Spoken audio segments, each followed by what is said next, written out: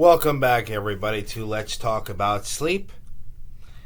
This video and the next, and maybe even the one after that, are going to be answering all your questions and comments over the last month, so thank you for everybody who interacted. These videos are for education only, and if there's any questions going forward, just like we're doing today, ask them in the next month, and I will answer them in a video. So keep them coming. Thank you for everybody who interacted. And without anything else, let's get right to this. So, Uncle Corky writes, on my dental devices for sleep apnea video, was just diagnosed for sleep apnea. Glad I discovered your channel and plan on buying your book. Thank you. Number 2 is coming out. Going to give CPAP another go, as my pulmonologist didn't recommend an oral device.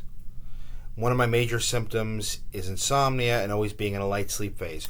Yeah, when somebody has poor quality sleep, right, or their sleep is not deep enough, there's really two main reasons. One could be something physical, right, like sleep apnea, for example, so I'm glad you're giving it another go. The other could be something mental, right, depression, anxiety, things of that nature. So certainly I would treat the sleep apnea and see how you do. If the sleep apnea being treated doesn't do enough, then I would look for other causes, okay? So good luck to you, and I'm glad you're giving it another shot. On the same video, DM writes, thank you for continuing to produce videos. Thank you, DM. You're welcome. On my bruxism video, Doreen writes, thanks, Doc, for all the educational info. You're welcome. Is there an oral appliance to help with teeth clenching in addition to CPAP when wearing a full face mask? What doctor would I see if something like that exists? Well, teeth grinding sometimes is related to sleep apnea, right? There's other reasons for teeth grinding. One of them can be stress and things of that nature. Usually what happens is if we put somebody on CPAP and if sleep apnea is the reason for the grinding, the grinding should improve. If not, then whether it be a full face mask, whether it be a nasal mask, you continue to use that, but then a dentist may make you a mouth guard to help with the grinding and the clenching. Okay, so you're going to use that in addition to the CPAP. So I would just talk to your dentist. Good question. All right.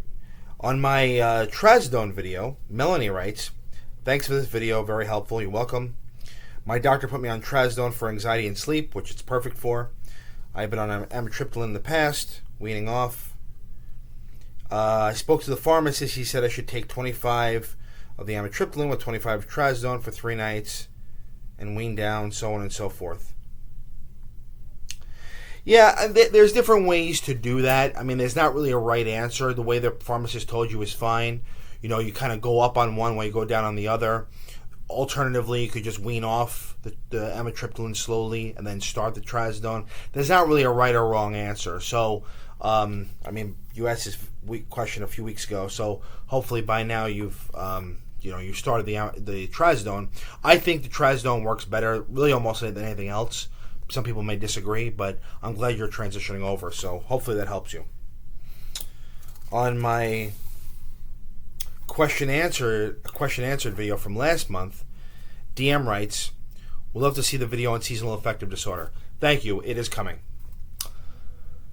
On my sexsomnia video, this generated a lot of buzz. So MT wrote, I hate myself for this. You should not. This has nothing to do with anything that's going on consciously. Sexsomnia, sleepwalking, REM behavior disorder, all these conditions where people are doing things in their sleep, it's not like some sort of subconscious desire or whatever is being played out in sleep. It doesn't work that way. Okay, so don't hate yourself for that. What can I do? Well, I think the first step is, with all these kind of conditions, is to see if there's something physically there with the sleep, right? By doing a sleep test or at least having an evaluation. That's the first place I would start. And if there is something there, take care of it. If not, then there's medications and other techniques that if you watch that video, we can go over. Hamad writes, same here. And then Luke writes, this is caused by a spirit. It's not something from you. Well, it's not something from you. I agree. You need prayer and deliverance and no problems. Melbourne Church is awesome for that. I'm not familiar with Melbourne Church, but what I would say is the point here is that it's not from you. Okay, so I do agree with that. This is not, like I said, some conscious desire. What you have to do, though, is look into what are the causes why somebody may have disrupted sleep, and that may bring things like this on. Okay, so that's the first step. And then there's medications to take care of it. Prayer, meditation, that might help. All right. Brian writes, I'm a firm believer filled with the Spirit, and this happens. It isn't spirit some of the time. It's often stress, anxiety, poor sleep, and so on. It's a psychological issue which I believe God can deal with.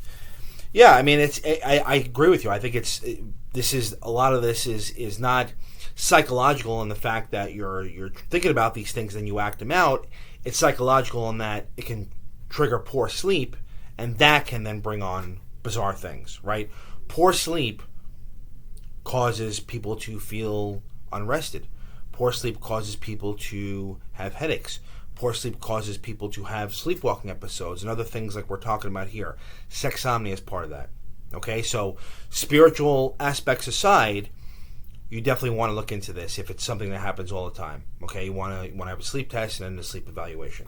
All right. Thank you for all the folks who commented. And then for this last comment, and then we'll make another video on sleep inertia, H writes, last couple of mornings I've woken up and just feel so groggy and heavy. Yeah, I mean, sleep inertia can happen if somebody had a few bad nights and then they sleep in for a few nights, or even one night, frankly. It's not something that's really going to come and go unless that's happening. So sleep inertia can, if somebody has sleep apnea, let's say, for example, or some of the things we talked about in these previous questions, that are causing people to have disrupted sleep. Anything that's going to cause poor quality sleep can then result in sleep inertia when you finally do sleep. Okay, so, it may be stress. Usually it's because there's a disruption in sleep quantity or sleep quality. You're trying to make up for it. That's where the sleep inertia comes from, is my guess.